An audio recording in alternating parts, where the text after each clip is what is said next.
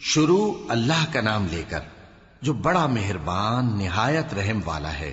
کاف ہا یا عین صاد، یہ تمہارے پروردگار کی مہربانی کا بیان ہے جو اس نے اپنے بندے زکریا پر کی تھی جب انہوں نے اپنے پروردگار کو دبی آواز سے پکارا اور کہا کہ اے میرے پروردگار، میری ہڈیاں بڑھاپے کے سبب کمزور ہو گئی ہیں اور سر سفید بالوں کی وجہ سے چمکنے لگا ہے، اور اے میرے پروردگار، میں تجھ سے مانگ کر کبھی محروم نہیں رہا، اور میں اپنے بعد اپنے بھائی بندوں سے ڈرتا ہوں، اور میری بیوی بانجھ ہے، پھر بھی مجھے اپنے پاس سے ایک وارث عطا فرما جو میری اور اولاد یعقوب کی میراث کا مالک ہو، اور اے میرے پروردگار اس کو خوش اخلاق بنائیو۔ فرمایا اے زکریا، ہم تم کو ایک لڑکے کی بشارت دیتے ہیں جس کا نام یحییٰ ہوگا، اس سے پہلے ہم نے اس نام کا کوئی شخص پیدا نہیں کیا۔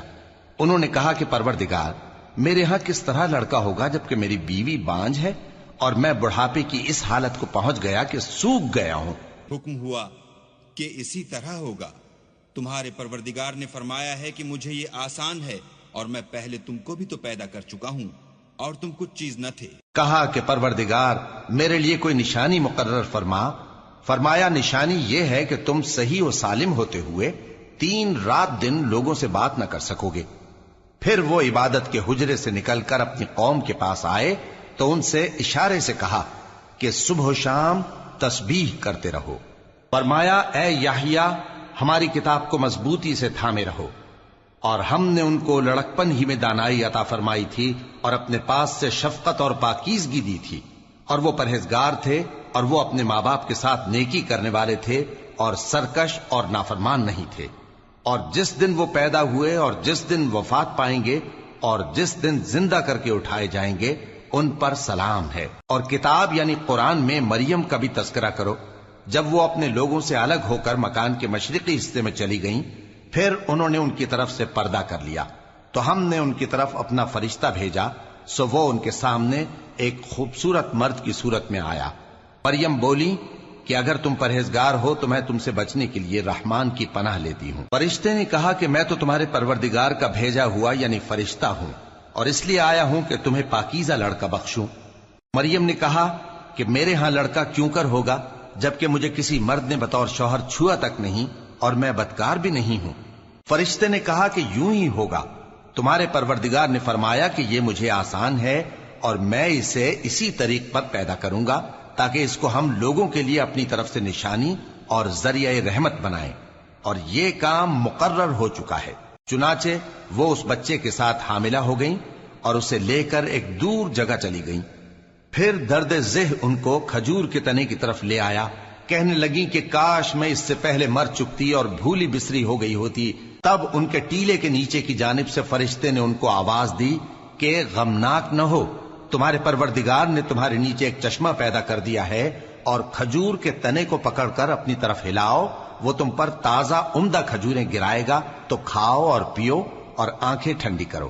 اگر تم کسی آدمی کو دیکھو تو کہنا کہ میں نے اللہ کے لیے روزے کی منت مانی، تو آج میں کسی آدمی سے ہرگز کلام نہیں کروں گی۔ پھر وہ اس بچے کو اٹھا کر اپنی برادری والوں کے پاس لے آئیں۔ وہ کہنے لگے کہ مریم یہ تو نے برا کام کیا، اے ہارون کی بہن، نہ تو تیرا باپ ہی برا آدمی تھا اور نہ تیری ماں ہی بدکار تھی۔ تو مریم نے اس بچے کی طرف اشارہ کیا۔ وہ بولے کہ ہم اس سے کہ گود کا بچہ ہے کیسے بات کریں؟ بچے نے کہا کہ میں اللہ کا بندہ ہوں، اس نے مجھے کتاب دی ہے اور نبی بنایا ہے، اور میں جہاں ہوں اور جس حال میں ہوں اس نے مجھے صاحب برکت بنایا ہے، اور جب تک زندہ ہوں مجھ کو نماز اور زکوٰۃ کا ارشاد فرمایا ہے، اور مجھے اپنی ماں کے ساتھ نیک سلوک کرنے والا بنایا ہے اور سرکش و بدبخت نہیں بنایا، اور جس دن میں پیدا ہوا اور جس دن مروں گا اور جس دن زندہ کر کے اٹھایا جاؤں گا مجھ پر سلام ہے۔ یہ مریم کے بیٹے عیسیٰ ہیں، اور یہ سچی بات ہے جس میں لوگ شک کرتے ہیں۔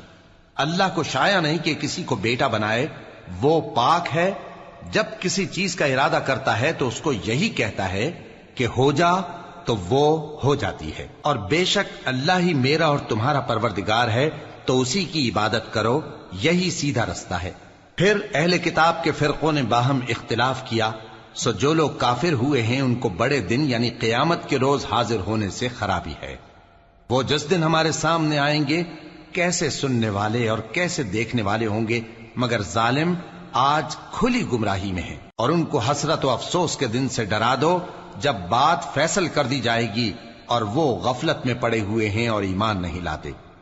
ہم ہی زمین کے اور جو لوگ اس پر بستے ہیں ان کے وارث ہوں گے، اور ہماری ہی طرف ان کو لوٹنا ہوگا۔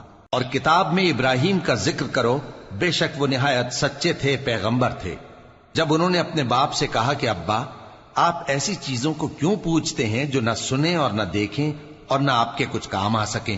ابا، مجھے ایسا علم ملا ہے جو آپ کو نہیں ملا، تو میرے ساتھ ہو جائیے، میں آپ کو سیدھی راہ پر لے چلوں گا۔ ابا، شیطان کی پوجا نہ کیجیے، بے شک شیطان اللہ کا نافرمان ہے۔ ابا، مجھے ڈر لگتا ہے کہ آپ کو اللہ کا عذاب آ پکڑے تو آپ شیطان کے ساتھی ہو جائیں۔ اس نے کہا کہ ابراہیم، کیا تو میرے معبودوں کے خلاف ہے؟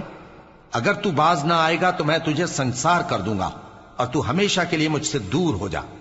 ابراہیم نے سلام علیکم کہا اور کہا کہ میں آپ کے لیے اپنے پروردگار سے بخشش مانگوں گا، بے شک وہ مجھ پر نہایت مہربان ہے، اور میں آپ لوگوں سے اور جن کو آپ اللہ کے سوا پکارا کرتے ہیں ان سے کنارہ کرتا ہوں، اور اپنے پروردگار ہی کو پکاروں گا۔ امید ہے کہ میں اپنے پروردگار کو پکار کر محروم نہیں رہوں گا۔ اور جب ابراہیم ان لوگوں سے اور جن کی وہ اللہ کے سوا پرستش کرتے تھے الگ ہو گئے، تو ہم نے ان کو اسحاق اور اسحاق کو یعقوب بخشے، اور ہر ایک کو پیغمبر بنایا، اور ہم نے ان کو اپنی رحمت سے بہت سی چیزیں عنایت کی، اور ان کا ذکر جمیل بلند کیا۔ اور کتاب میں موسیٰ کا بھی ذکر کرو، بے شک وہ ہمارے برگزیدہ تھے اور رسول تھے، نبی تھے، اور ہم نے ان کو طور کی داہنی طرف سے پکارا اور باتیں کرنے کے لیے نزدیک بلایا، اور اپنی مہربانی سے ان کو ان کا بھائی ہارون پیغمبر بنا کر عطا کیا۔ اور کتاب میں اسماعیل کا بھی ذکر کرو، وہ وعدے کے سچے اور رسول تھے، نبی تھے، اور وہ اپنے گھر والوں کو نماز اور زکوٰۃ کا حکم کرتے تھے، اور اپنے پروردگار کے ہاں پسندیدہ تھے۔ اور کتاب میں ادریس کا بھی ذکر کرو، وہ بھی نہایت سچے تھے، نبی تھے، اور ہم نے ان کو اونچی جگہ اٹھا لیا تھا۔ یہ وہ لوگ ہیں جن پر اللہ نے اپنے پیغمبروں میں سے فضل کیا، یعنی اولاد آدم میں سے، اور ان لوگوں میں سے جن کو ہم نے نوح کے ساتھ کشتی میں سوار کیا، اور ابراہیم اور یعقوب کی اولاد میں سے، اور ان لوگوں میں سے جن کو ہم نے ہدایت دی اور جنہیں برگزیدہ کیا۔ جب ان کے سامنے ہماری آیتیں پڑھی جاتی تھیں تو سجدے میں گر پڑتے اور روتے رہتے تھے۔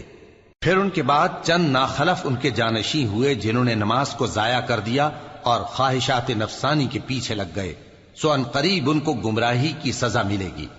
ہاں، جس نے توبہ کی اور ایمان لایا اور عمل نیک کیے تو ایسے لوگ بہشت میں داخل ہوں گے، اور ان کا ذرا نقصان نہ کیا جائے گا، یعنی ہمیشہ کی بہشتوں میں، جس کا اللہ نے اپنے بندوں سے وعدہ کیا ہے کہ جو ان کی آنکھوں سے پوشیدہ ہے۔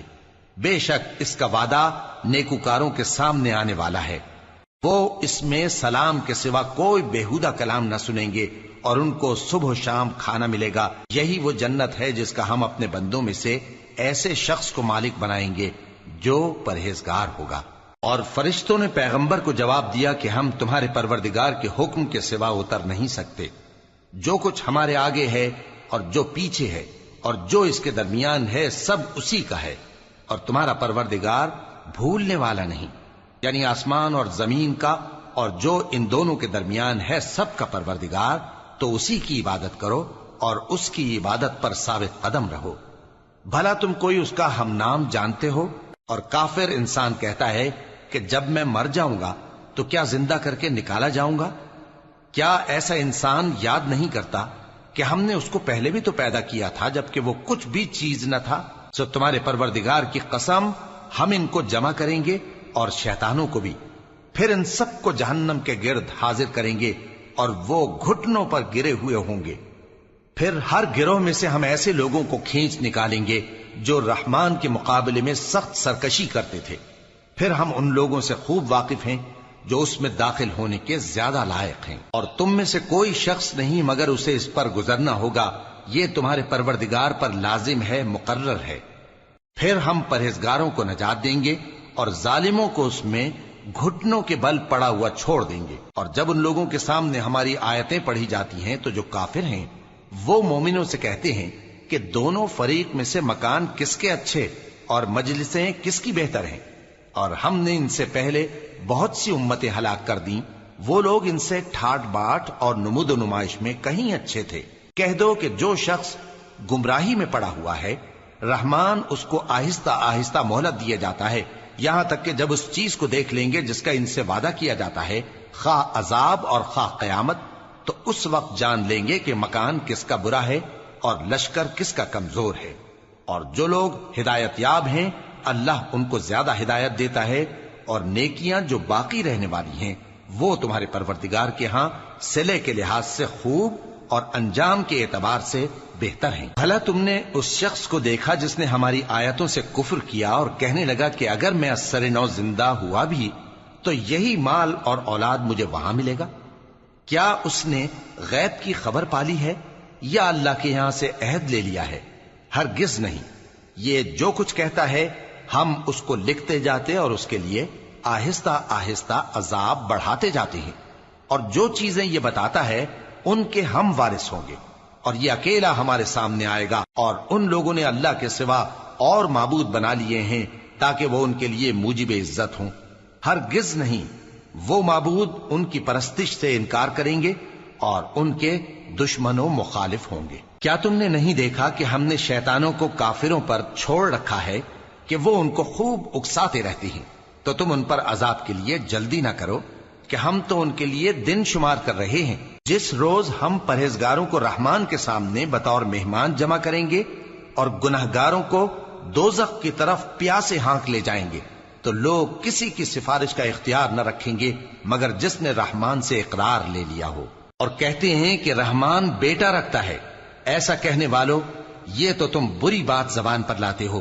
قریب ہے کہ اس جھوٹ سے آسمان پھٹ پڑے اور زمین شق ہو جائے اور پہاڑ پارا پارا ہو کر گر پڑیں کہ انہوں نے رحمان کے لیے بیٹا تجویز کیا، اور رحمان کو شایع نہیں کہ کسی کو بیٹا بنائے۔ ہر شخص جو آسمانوں اور زمین میں ہے رحمان کے روبرو بطور بندہ ہی آئے گا۔ اس نے ان سب کو اپنے علم سے گھیر رکھا اور ایک ایک کو شمار کر رکھا ہے۔